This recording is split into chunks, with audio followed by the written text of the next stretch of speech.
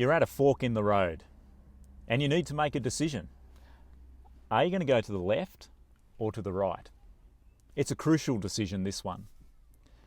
Sometimes we can make a decision that's simply taking the scenic route or the more direct route, taking the main road or the back road.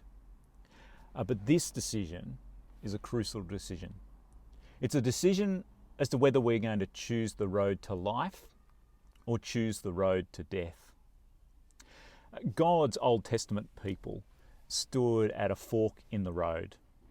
They stood on the border of the Promised Land, and their leader Moses called on them to choose life.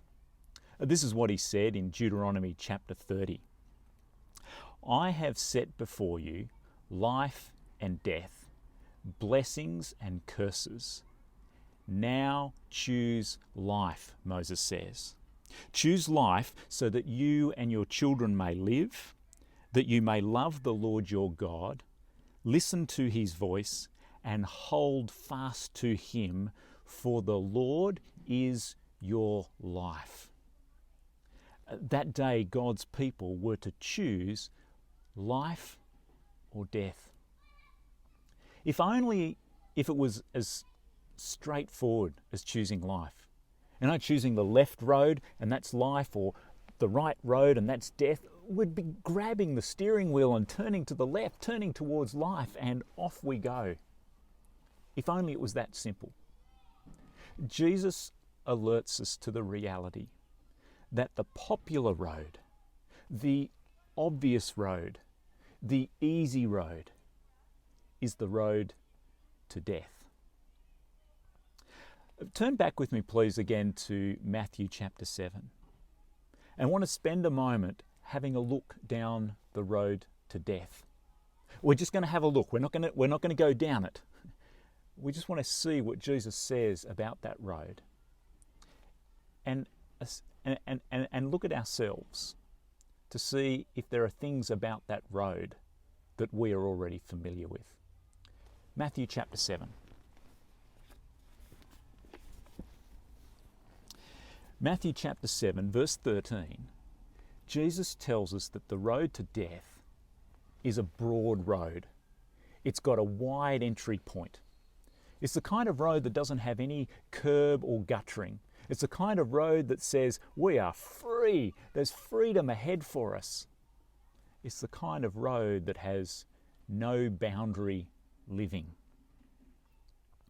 We're drawn towards no boundary living. It looks and it feels like freedom. It's the kind of road that has little effort to turn round, takes not a great deal of effort to navigate. But see there in verse 13, where Jesus says this road leads to? It's a road that leads to destruction. Jesus is not just saying to a car crash or something bad that's going to happen. This is the road that leads to eternal death. This wide road is the path that the false prophets take. Have a look with me at verse 15. Jesus says, "Watch out for false prophets. They come to you in sheep's clothing, but inwardly they are ferocious wolves." In biblical times, a prophet, a true prophet, is one who is appointed by God to speak God's words on behalf of God to God's people. But a false prophet is one who is set up on their own authority, who wants to have an influence over God's people, but not for God's glory or for the benefit of God's people, but for their own benefit. So Jesus says they are ferocious wolves dressed up in sheepskins. The Old Testament prophet Jeremiah warns about false prophets too. He says they're like the blind, leading the blind. They speak of visions that come from their own mind. They fill people with false hope and vain security, while all the time leaving people asleep in their sin. And Jesus says, watch out for them. They look like harmless sheep, but they're ferocious wolves. Our family has a dog, a puppy, Ralph, and he loves looking out our lounge room window into the chicken's coop. He can look lovingly at those chickens with cute puppy eyes, and it can look like a match made in heaven.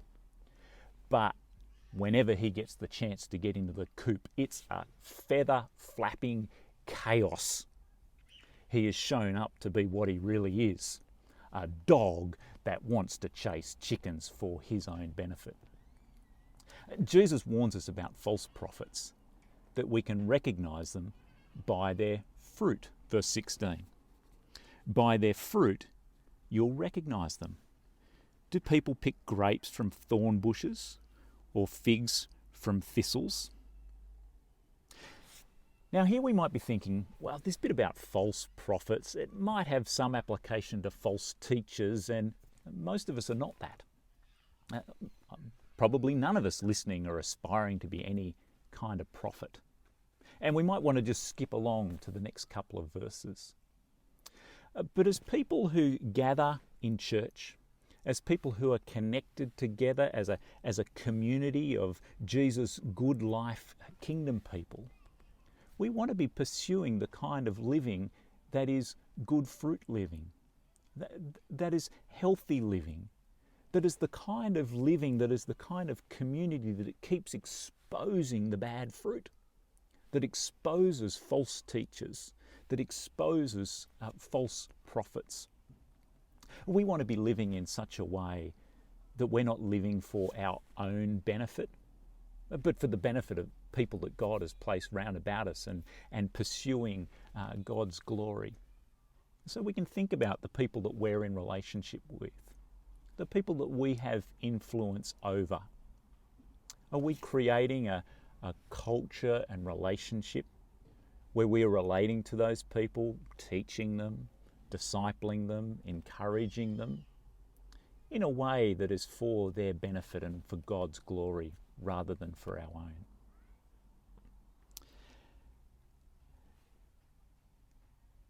In this kind of a way, we'll do what Jesus says will happen, is that bad fruit is exposed. So verse 19, every tree that does not bear good fruit is cut down and thrown into the fire. Thus, by their fruit, you'll recognise them. The road to destruction that Jesus talks about here is taken by many people who even look like they belong to Jesus. Have a look with me in verse 21. I find these verses so unsettling. Verse 21. Not everyone who says to me, Lord, Lord, will enter the kingdom of heaven, but only the one who does the will of my Father who is in heaven. Many will say to me on that day, Lord, Lord, did we not prophesy in your name, and in your name drive out demons, and in your name perform many miracles? Then I will tell them plainly, I never knew you. Away from me, you evildoers. There are people who are up close to Jesus, people who look like they belong to Jesus, people who are tuning into and listening to Jesus, people who gather in churches. But the reality is, they don't belong to Jesus. When Jesus returns and brings with him the new heavens and the new earth, and there is that day of judgment, when Jesus will separate the sheep from the goats for those who truly belong to him and those who don't, the reality is that Jesus will say to some people, I never knew you. These are those people who are headed down the road to destruction. It's people who are like the foolish builder in verse 26. Jesus says, everyone who hears these words of mine and does not put them into practice is like a foolish man who built his house on sand. You see, Jesus is not talking about people outside the church as much here. He's talking about people who have heard his words, people who have heard the words of the gospel, people who have heard the truth about Jesus, and they have not put them into practice. They are like a foolish builder who builds a house on a flimsy foundation like sand. And we know what happens when the rain comes down and the streams and the wind beat against that house. It will fall with a crash. Jesus has shown us what the road to destruction looks like. It's broad. It's easy. It has a wide entry point. And while people can look like they belong to Jesus, it can be shown that they are driving down a road to destruction. Which road are you on? The reality is that we're already heading down one road or the other. But today is a chance to pull over, to back up to the fork in the road, to put the car in park and to turn the ignition off, and to recalibrate our roadmap. I need to ask the question, where am I headed? Where are you headed? As we've looked down the road to destruction, have you seen some bits of your journey headed in that direction? I don't want to see anyone headed down the road to destruction. We're going to spend some time now to reflect and to pray. There's some music for you to listen to sing along to, and to reflect on our journey. Which road are you headed down? You might want to take some longer time to think about this and come back later in the day to our other material. But I do hope that you will join me as in a little while we have a look together at the road to life.